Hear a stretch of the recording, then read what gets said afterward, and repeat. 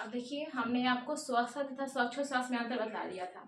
अब हम यहाँ पे क्या बता रहे हैं, निश्वसन तथा निःश्वसन में क्या अंतर है, निश्वसन तथा निःश्वसन में क्या अंतर है।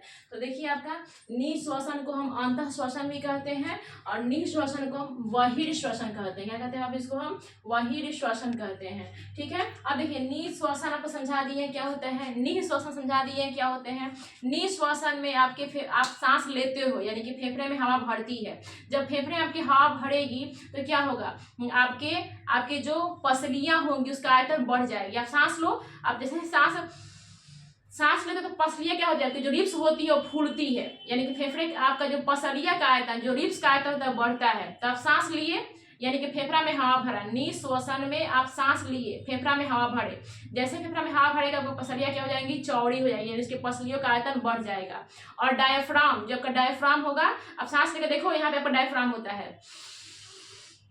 अब जब सांस ले रहे हो तो क्या होगा, डायफ्राम नीचे जाएगा। आप जब सांस लोगे तो डायफ्राम नीचे जाएगा, क्योंकि फेफड़ा में आपका फेफड़ा है, खाली टंकी है, उसमें हवा भर रहा है, तो डायफ्राम नीचे जाएगा और पसलियां फूल जाएगी, यानी कि आपका जो आपका होता है, क्या बोलते हैं उसको, रिब्स बोलते हैं, उसका आयतन बढ़ जाएगा। तो एक प्रक्रिया किसमें होती है, आपका निःश्वसन में। और निःश्वसन में क्या होती है, अब निःश्वसन में आप सांस छोड़ोगे। अब जब सांस छोड़ रहे हो, देखिए सांस छोड़ करके अपने आप में देखिए, इमेजिन कीजिए, अब सांस छोड़िए, जब सांस छोड़िए तो क्या होगा, पसलियां नीचे जाएगी, पसलियां दबेगी, यानी कि उसका आयतन घटेगा और फेफड़े में हवा क्या हो जाएंगे, फेफड़ा से हवा बाहर निकलेंगे। निःश्वसन में फेफड़ा में हवा भर रहा था, निःश्वसन में फेफड़ा से हवा बाहर निकलेंगे। और डायफ्राम आपका, उस समय डायफ्राम चपटा हो गया था, जब आप हवा लिए, सांस लिए तो डायफ्राम चिपटा हो गया था। जब सांस अब छोड़ोगे तो डायफ्राम ऊपर की तरफ धक्का देगा, अब किसको, फेफड़ा को ऊपर की तरफ धक्का देगा, पसलियां हो जाएंगी नीचे हो जाएंगी, पसलियां दबेंगी और डायफ्राम क्या होगा, ऊपर की तरफ इस तरह हवा ऐसे देगा। तो उस समय डायफ्राम कैसा होगा, आपका गुंबज की तरह, गुंबज समझते हो, ऐसा बिल्कुल गुंबज की तरह संरचना बन जाएगी। तो वही बात हमने यहाँ पे लिखा है, इस क्रिया में वायुमंडलीय वायु फेफड़े में प्रवेश करता है, निःश्वसन में। और निःश्वसन में इस क्रिया में वायुमंडलीय वायु फेफड़े से बाहर जाती है। कोई डाउट आपको नहीं हुआ होगा।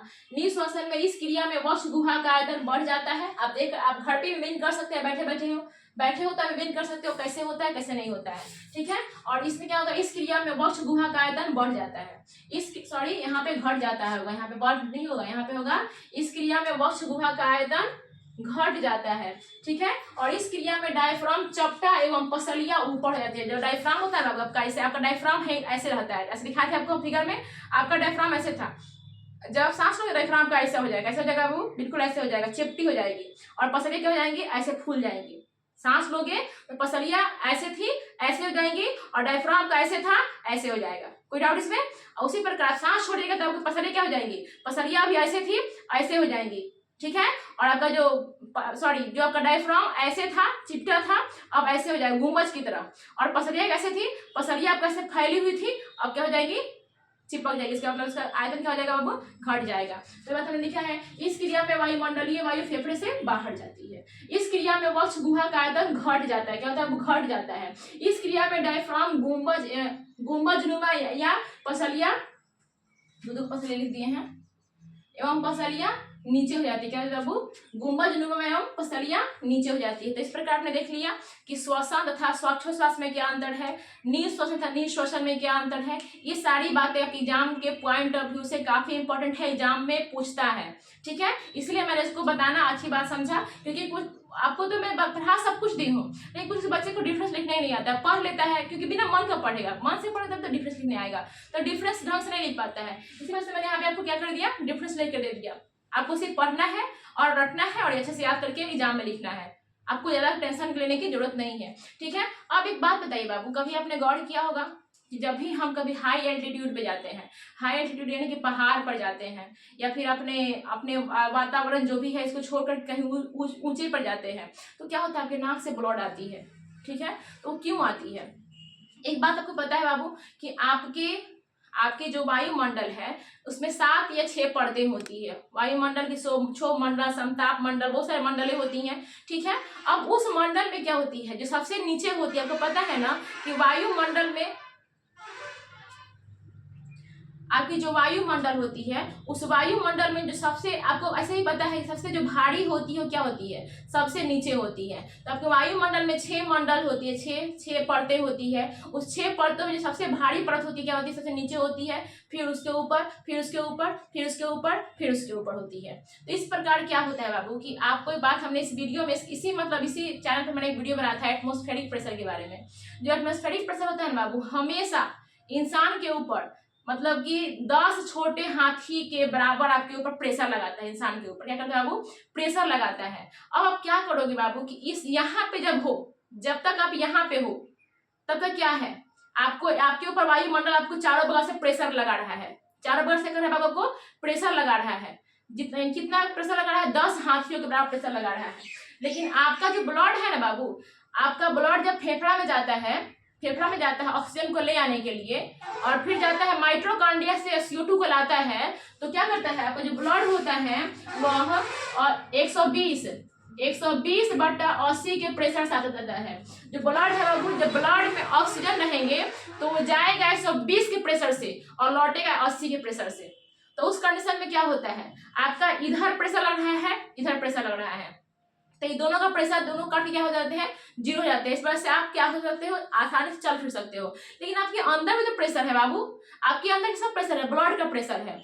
ब्लड का प्रेशर जो होता है बाबू 120/80 के प्रेशर से ब्लड आ रहा है, जा रहा है, आ रहा है, जा रहा है, यानी ऑक्सीजन को लेकर के जा रहा है और CO2 को ला रहा है, ठीक है ना। तो आपका जो ब्लड है बाबू, आपके शरीर के बॉडी के अंदर जो ब्लड है वो 120 के प्रेशर से जा रहा है और 80 के प्रेशर से आ रहा है, ठीक है। तो उस कंडीशन में क्या है, आपकी बॉडी के अंदर जो प्रेशर मेंटेन कौन कर रहा है, ब्लड कर रहा है, आना जाने का ब्लड प्रेशर मेंटेन कर रहा है। और आपके वातावरण में जो आपके इन्वायरमेंट में जो आपका एटमॉस्फेरिक प्रेशर है वो भी आपके ऊपर ब्लड लगा रहा है। तो जो ब्लड प्रेशर लगा रहा है अंदर से, आपके बॉडी के अंदर से ब्लड प्रेशर लगा रहा है और जो वातावरण प्रेशर लगा रहे हैं, दोनों क्या होते हैं, न्यूट्रल हो जाते हैं। उधर से वो प्रेशर लगा रहे हैं, अगर हमको कोई आगे से भी धकेले और हमको पीछे से भी धकेले सेम ही फोर्स से, तो क्या होगा बाबू, आप न्यूट्रल नहीं हो जाओगे, यहीं पे खड़े हो जाओगे, आप बिल्कुल यहीं पे खड़े रहोगे, नहीं रहोगे। उसी प्रकार आपके बॉडी के अंदर जो ब्लड होता है ना 120/80 के प्रेशर से आपको प्रेशर लगाता है, ब्लड लगाता है प्रेशर इंसान के बॉडी के ऊपर।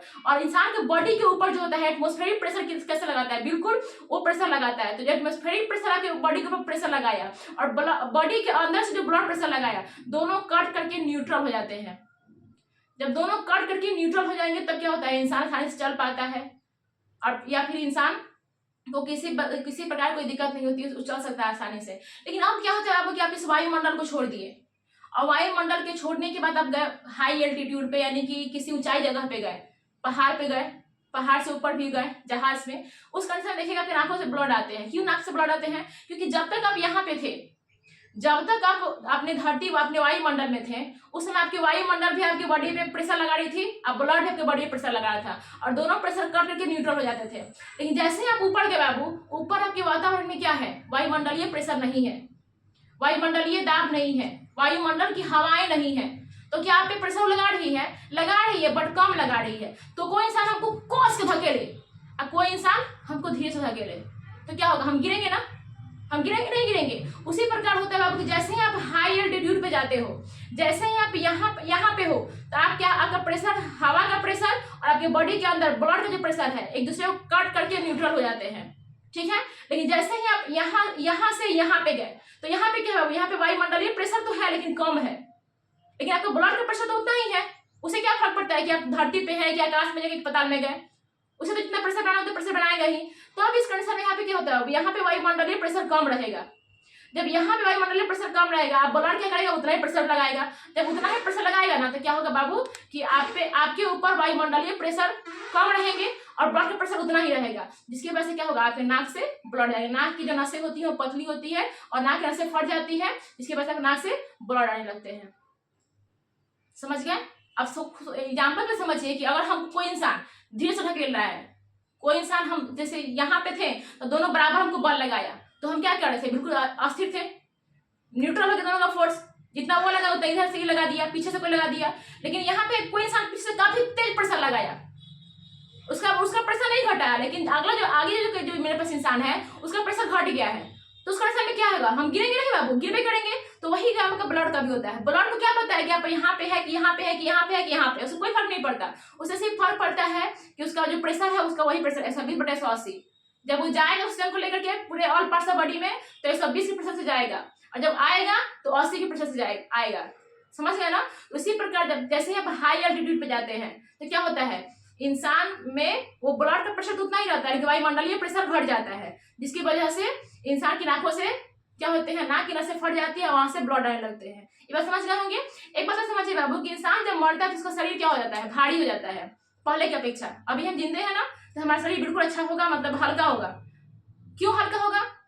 क्योंकि हमारे ऊपर क्या हो रही है बाबू, जितना वायुमंडल को प्रेशर लगा रही है, जितना प्रेशर को वायुमंडल लगा रही है, ठीक है, वातावरण का प्रेशर, एटमॉस्फेरिक प्रेशर जितना को लगा रही है, उतना ही प्रेशर हमारा ब्लड लगा रहा है, जिसकी वजह से दोनों का प्रेशर कट कर क्या हो जा रहा है बाबू, जीरो हो जा रहा है, न्यूट्रल हो जा रहा है।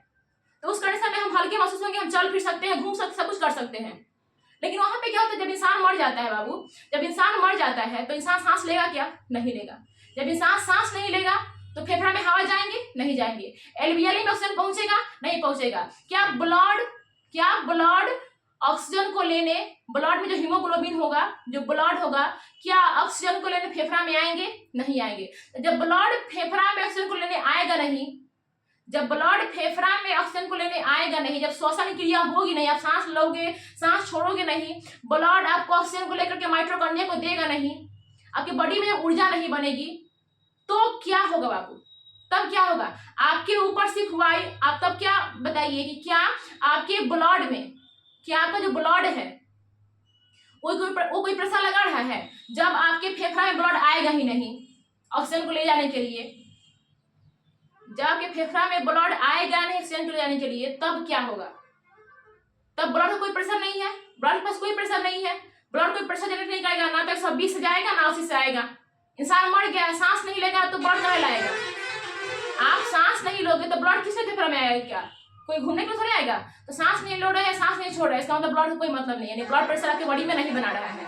और उस कंडीशन में क्या होता है, उस कंडीशन में होता है कि आपके ऊपर जब इंसान मर जाता है, सांस नहीं ले पाता है, सांस नहीं छोड़ पाता है, ब्लड काम नहीं करता है, ब्लड प्रेशर नहीं होती है, तब आपके ऊपर सिर्फ और सिर्फ वायुमंडलीय दाब यानी कि एटमॉस्फेरिक प्रेशर लगता है। और जब आपके ऊपर एटमॉस्फेरिक प्रेशर लगता है, जिसकी वजह से इंसान का जो बॉडी होती है, जो लाश होती है, वो क्या हो जाती है, भारी हो जाती है। उस समय ब्लड में कोई प्रेशर नहीं होता है, ना ही कोई ऊर्जा होती है। आप ये भी चीज गौर किए होंगे, इंसान के मरने के तुरंत बाद, थोड़ी देर बाद इंसान का बॉडी क्या होती है, बिल्कुल टाइट हो जाती है, टाइट होती है ना। वजह क्या होता है, यही होता है, ब्लड जब आपका ऑक्सीजन ले नहीं जाएगा फेफड़ा से, आप सांस नहीं लोगे, फेफड़ा में हवा नहीं जाएगा, फेफड़ा में हवा नहीं जाएगा तो ब्लड वहां से हवा लेके नहीं जाएगा, जब हवा नहीं जाएगा तो माइटोकॉन्ड्रिया ऊर्जा नहीं बनाएगी, और जब ऊर्जा नहीं बनाएगी तो आपका हाथ पैर बिल्कुल काम नहीं करेगा, बिल्कुल ना मुड़ेगा, कोई भी गति नहीं होगी, हाथ पैर की बॉडी किसी भी अंग में कोई गति नहीं होगी। और जब गति नहीं होगी तो हाथ पैर बिल्कुल टाइट पड़ जाएंगे, बॉडी के और पार्ट्स क्या हो जाएंगे, बिल्कुल टाइट पड़ जाएंगे। तब दो चीज देखे होंगे बाबू कि जब इंसान मरता है तो इंसान का बॉडी भारी होता है, जो लास्ट है भारी हो जाता है। वजह क्या कि उस इंसान के ऊपर सिर्फ और सिर्फ वायुमंडलीय दाब लग रहा है, वायुमंडलीय प्रेशर लग रहा है, और यहाँ पे ब्लड प्रेशर बिल्कुल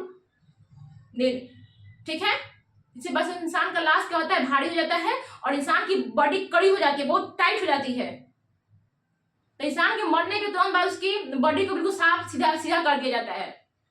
क्यों? क्योंकि उसको पता है, लोगों को पता होती है कि इंसान की बॉडी टाइट हो जाती है। उस बात उसके पीछे का रीजन ये नहीं पता है कि उस ब्लड जब ऊर्जा नहीं बनाएगी तो बॉडी में किसी प्रकार कोई गति नहीं होगा। तो ये बातें आप समझ गए होंगे, ठीक है। ये सब ज्ञान की बातें हैं, अच्छी चीजें होती है, जानना चाहिए इंसान को। सबके पीछे क्या होते हैं, साइंस होते हैं, लॉजिक होते हैं, ठीक है। ऐसा नहीं होता है कि इंसान मर जाता है उसके बीच में आत्मा घुस जाती है, आत्मा मैं तुम्हें निगल जाऊंगी, मैं तुम्हें खा जाऊंगी, ऐसा कुछ नहीं होता है। या फिर इंसान मरता है तो देह में पानी घुस जाता है, ऐसा कुछ नहीं होता है। हम लोग बचपन में कहते थे कि अरे वो मर गया तो देह में पानी घुस गया होगा, खून पानी बन गया होगा, वो वगैरह वगैरह बहुत कुछ बातें बन सोचती रहती है। तो सब चीज के पीछे क्या होती है, वैज्ञानिक रीजन होती है, ठीक है। तो चलिए इतनी बातें आप समझ गया। यहाँ पे आपका समाप्त होता है क्लास 10 बायोलॉजी चैप्टर 2 श्वसन रिस्पिरेशन खत्म होता है अच्छी तरह से। मैंने तो आपको पूरी इफोर्ट के साथ, फुल एनर्जी के साथ आपको समझाया, बताया, बट बाबू आप ही कमेंट करके बताइए कि क्या आपको क्लास आपका क्या बोलते हैं उसको हम, क्लास 10 के बायोलॉजी चैप्टर 1 और चैप्टर 2 में कोई भी दिक्कत अगर आती है बाबू, तो आप हमसे कमेंट कीजिए। अगर वीडियो आपको अच्छा लगती है तो वीडियो को लाइक सब्सक्राइब और शेयर जरूर कीजिए, और वीडियो बहुत अच्छा लगती है तो रेड हार्ट बना करके भेजिए, बहुत सारा हार्ट बना करके भेजिए। चलिए, इतना कह करके मैं आपको क्लास 10 वाला चैप्टर 2 समाप्त करती हूँ। आई होप आप काफी अच्छे से पढ़ लिख रहे होंगे और अपनी रिदम बनाए रखे, एग्जाम के दिन तक रिदम बनाए रखे। कुछ बच्चे से होते हैं ना कि एग्जाम के 2 महीना पहले पढ़ना शुरू करते हैं, क्या क्या पढ़ेंगे, इधर पढ़ेंगे उधर पढ़ेंगे उधर पढ़ेंगे उधर पढ़ेंगे, क्या पढ़ेंगे। इसीलिए बाबू आपके पास एक फुल टाइम है, मस्त अच्छे से रगड़ो। और कौन कहता है बाबू कि आप टॉपर नहीं बन सकते, कौन कहते हैं कि आप कमजोर हो पढ़ने लिखने में। आप बहुत तेज हो, बहुत अच्छे हिम्मती हो, आप हिम्मत तो दिखाओ। आप मेहनत करने से भागते हो, डरते हो मेहनत करने से कि हमसे ना हो पाएगा, हमसे ये नहीं हो पाएगा, हमसे वो नहीं पाएगा। बाबू एक बार मन में ठान के तो देखो। जिस दिन मन में ठान लिया ना बाबू, तुम्हारे लिए हर काम आसान हो जाएगी, हर काम संभव कर सकते हो तुम। तुम्हारे मन में अभी तक मन में एक एम नहीं है, कोई एक निश्चित जगह नहीं है कि हमको यहाँ पे जाना है, हमको इस चीज को पाना है। बस 300 350 385 400 नंबर आ गया उतना मैं खुश हो जाते हो। टॉपर बनो ना बाबू, टॉपर बनो, समझ गए। तो टॉपर बनने के लिए बाबू एग्जाम के 1 महीने पहले से पढ़ो तो कुछ नहीं होगा। आज से ही रगड़ो बाबू, उतना मेहनत आज से ही करो। जो मेहनत आप करते हो एग्जाम के 10 दिन पहले मेहनत करते हो, 10 घंटा 12 घंटा करते हो ना बाबू, वो मेहनत तुम आज से ही करो, अभी से करो, और फिर देखो कैसे टॉपर नहीं बनते हो तुम। चलिए, ज्यादा इसमें निजी पे नहीं जाएंगे। इतना कहते हुए मैं क्लास 10 वाला चैप्टर 2 खत्म करती हूँ। Thank you.